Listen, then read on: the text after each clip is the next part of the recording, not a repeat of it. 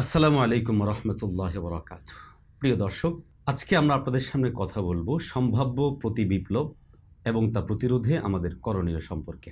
সম্মানিত দর্শক, গত কদিন আগে আমরা আপনাদের সামনে পরিষ্কার মেসেজ দিয়ে জানিয়েছিলাম যে প্রতি বিপ্লব সংগঠিত করার একটা উল্লেখযোগ্য অন্যতম মাধ্যম হবে হিন্দু সম্প্রদায়।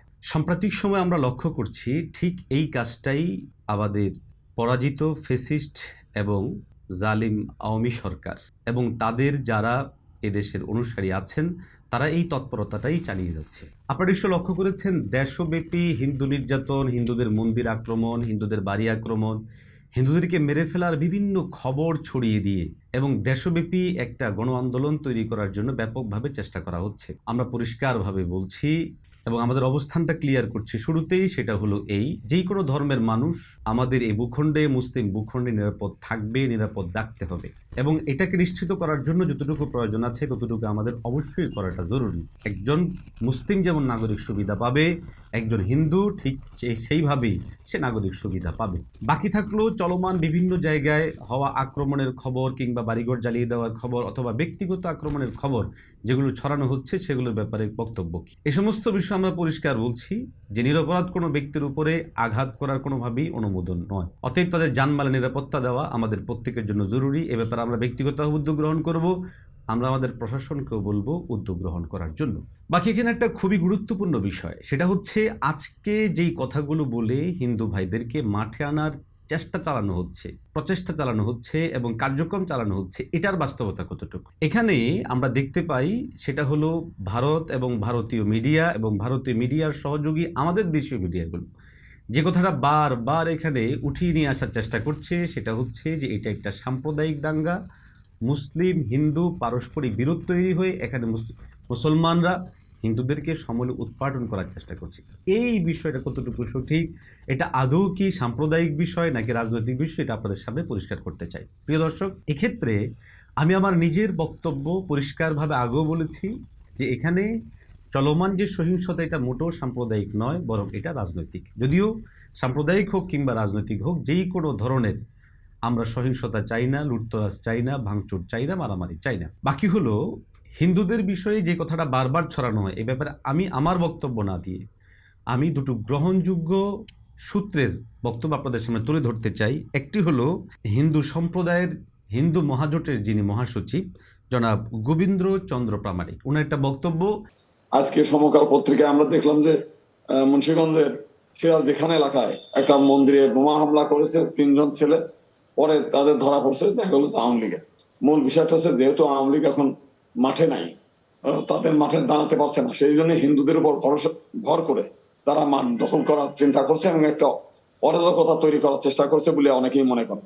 সম্মানিত দর্শক, গোবিন্দ চন্দ্র প্রামাণিকের বক্তব্য এবং সংবাদ মাধ্যমে প্রকাশিত তার বিভিন্ন কথাবার্তা থেকে পরিষ্কার হয় মূলত এটা হামলাটাও ছিল রাজনৈতিক আর তৎপরতাটাও রাজনৈতিক। বিবিসি সংবাদ আসছে, বাংলাদেশে হিন্দুদের উপর অত্যাচার, যেসব ভুয়া পোস্ট বিবিসি খুঁজে পেয়েছে। এই শিরোনামে বিবিসি বাংলা তার আরেকটি শিরোনাম নিয়েছে, ভারত থেকে ছড়ানো হয় ভুয়া খবর। তা আমরা এখান থেকে মোটামুটি বিবিসির যে নিউজ সেখান থেকে পরিষ্কার হচ্ছে মূলত এই সমস্ত সংবাদগুলো যেগুলো ছড়ানো হয়েছে এর অধিকাংশই ছিল ফেক, অধিকাংশই ছিল ভুয়া। যেমন আমাদের মাশরাফি বিন মুর্তজা সাহেবের বাড়ি পুড়েছে অথচ সেটাকে লিটন দাসের বাড়ি বলে চালিয়ে দেওয়া হয়েছে। এভাবে বহু ভুয়া সংবাদ ছড়ানো হয়েছে।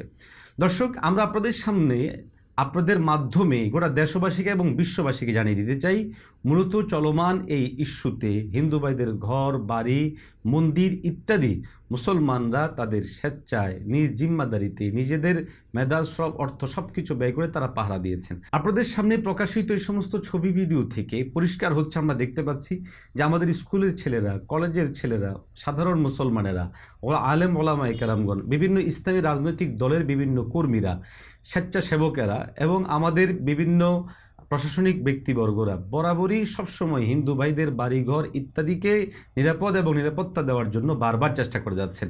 অতএব আমরা মনে করি যে আজকে এই পুনরায় অভ্যুত্থান তৈরি করার যে একটা মাধ্যম, সেটা হচ্ছে যে হিন্দু ভাইদেরকে পুঁজি করে সেটাকে তৈরি করার চেষ্টা করা হচ্ছে। এটাকে যেই কোনো মূল্যই হোক আমরা সেটাকে অবশ্যই প্রতিরোধ করব। প্রথমত এটা যেটা ছড়ানো হচ্ছে হিন্দুদের উপর নির্যাতন, এটা একটা পরিকল্পিত চক্রান্ত ষড়যন্ত্রের অংশ, যেটা কোনোভাবেই সত্য নয়, সঠিক নয়। এক্ষেত্রে আমাদের করণীয় হলো সারা দেশে যতগুলো মন্দির আছে সমস্ত মন্দিরগুলোর ডাটা আমাদের প্রশাসনিক ব্যক্তিবর্গ তারা সংগ্রহ করা। দ্বিতীয় হচ্ছে প্রত্যেকটা মন্দিরে অবশ্যই এই নিয়ম করে দিতে হবে যেন প্রত্যেকটা মন্দিরে সিসি ক্যামেরা থাকে, এবং সেই সিসি ক্যামেরাগুলো মনিটরিং করার জন্য থানাওয়ার, জেলাওয়ার, বিভাগওয়ার, এমনকি সেন্ট্রালিভাবে সেটার জন্য ব্যবস্থাপনা রাখতে হবে। যদি এইভাবে ব্যবস্থাপনা রাখা যায় তাহলে কখন, কোথায়, কিভাবে হামলা হলো এই সমস্ত বিষয়গুলো পরিষ্কার হয়ে যাবে। এতে করে হিন্দু ভাইদেরকে সামনে নিয়ে রাজনৈতিক যে সুবিধা গ্রহণের অপতৎপরতা কেউ কেউ চালায় সেই পথটা বন্ধ হয়ে যাবে। আমরা যারা এখনও বিভিন্ন জায়গায় আছে, আমাদের বাসা বাড়ির আশপাশে যে সমস্ত হিন্দুরা বসবাস করে, আমরা অবশ্যই তাদের নিরাপত্তা দেওয়ার চেষ্টা করব, তাদের কাছাকাছি যাব, তাদের সামনে কথা বলবো, যেমনটা আমাদের অনেক ভাইরা করছেন। আল্লাহ পাক আমাদেরকে তৌফিক দান করেন, আমিন।